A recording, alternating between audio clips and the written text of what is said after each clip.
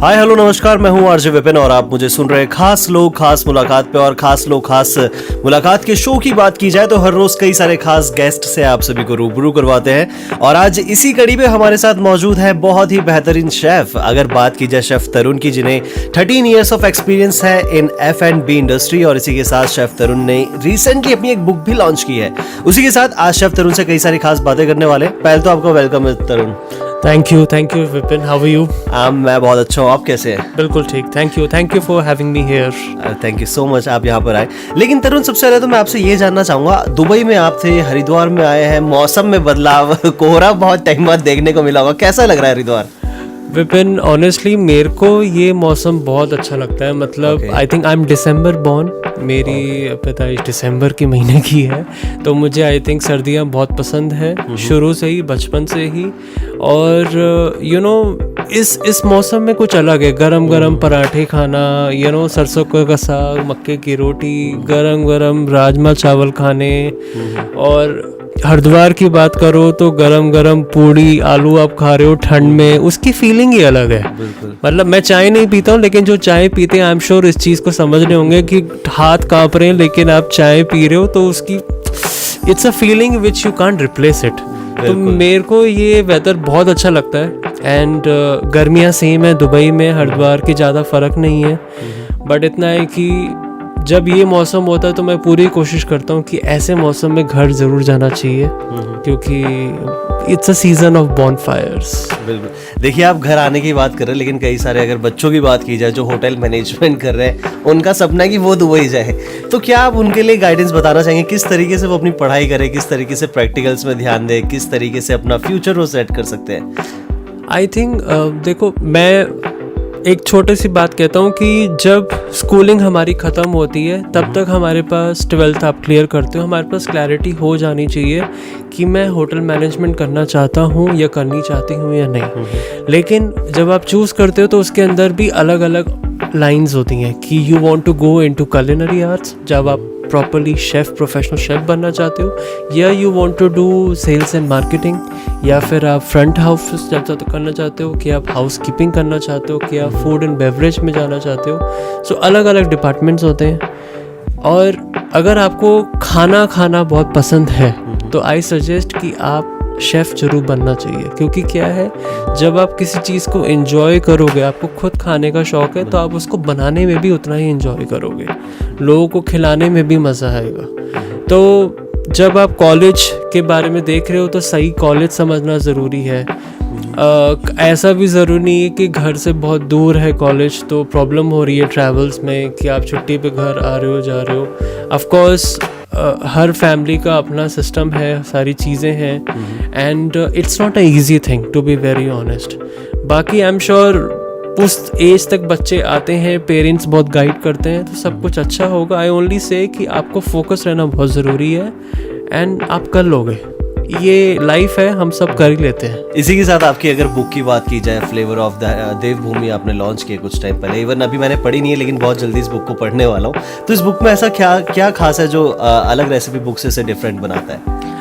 Vipin, actually I think 2025 की बात है, last year may be around February March की बात हुई। हम लोग दिल्ली में मिले, मेरी पूरा जो Indian federation of culinary arts association की टीम है, मैं उनसे मिला, शेफ़ विजय भास्करन, मिस्टर हिमांशु बरोला। तो मैं इन लोगों से मिला, उन्होंने बोला कि शेफ़ हम लोग उत्तराखंड की बुक की प्लान कर रहे हैं, and we need your inputs. Since आप उत्तराखंड से हो, आप जानते हो उस जगह के बारे में, ऑल्दो मोर आप पहाड़ी नहीं हो, उत्तराखंडी नहीं हो, but still you are from the state, आप हरिद्वार से हो, तो we need some of your inputs for the cuisine culture, यहाँ की कुछ रेसिपीज़ जो यहाँ की स्टेट को प्रदर्शित करती है। तो मैंने बोला ठीक है, ऑफ कोर्स। तो हमने ये बुक कंप्लीट करी अक्टूबर नवंबर तक। सब ने, बहुत सारे शेफ्स थे उत्तराखंड के जिन्होंने ये कोलैबोरेटिव एफर्ट किया। I would say more than 20 chefs होंगे, सब ने अपना किया, एंड शेफ मंजीत गिल ने इसको फाइनली फ्रेम आउट किया इस बुक को। And then now we have this book ready to be coming into the market very soon. And we will also, if we get a good chance, then we will be launching this book with lieutenant general Gurmeet Singh के साथ, वो is the governor of Uttarakhand. तो we are going to do that very soon in Dehradun, जिसकी details हम आपको जल्दी reveal करेंगे। Okay, इसी के साथ अगर आपके एक दूसरी बुक की बात की जाए जिसपे आपके सेगमेंट्स मेंशन हुए थे सिंधियंस में, तो उस बुक में जो आपके सेगमेंट्स है उसकी एक रेसिपी जो मैं भी पढ़ रहा था कुछ ही देर पहले, वो बहुत डिफरेंट और बहुत यूनिक स्टाइल में मुझे लगी। तो क्या वो रेसिपी और उसमें क्या खास है? Vipin, I am from a Sindhi family background. हम लोग को खाना खिलाना और खाना खाने की बहुत शौक है। Sindhis are famous for all the stuff and ये एक मैगज़ीन है जो सिंधी लोगों को कवर करती है and then I been in touch with them from very long time. मैंने कई साल पहले भी मेरा बहुत पहला मैगज़ीन फीचर इसी मैगज़ीन में हुआ था, which I got a really good applaud all around the world. And ये वाला जो इशू है October to December 2025, the last issue of 2025, इसमें मेरी कुछ रेसिपीज़ आई हैं, which is a very proud moment for me and my family.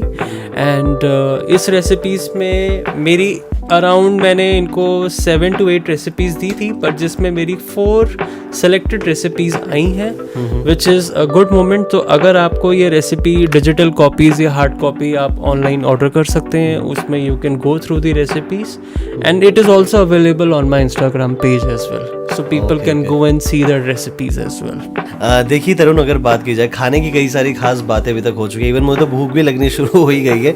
लेकिन इसी के साथ अगर खाने की हम बात करें आज के टाइम की, 26 का ये इस टाइम पर पीरियड चल रहा है, इसी के साथ अगर 90s के एरा की एक हम बात करते हैं, तो दोनों का जो फूड कल्चर था बहुत डिफरेंट एक दूसरे से आज के टाइम पे हो चुका है। तो कई सारे हेल्थ इश्यूज भी लोगों को इस टाइम पर देखने को मिल रहे हैं, फास्ट फूड की वजह से हो या फिर ऑयल की बात की जाए।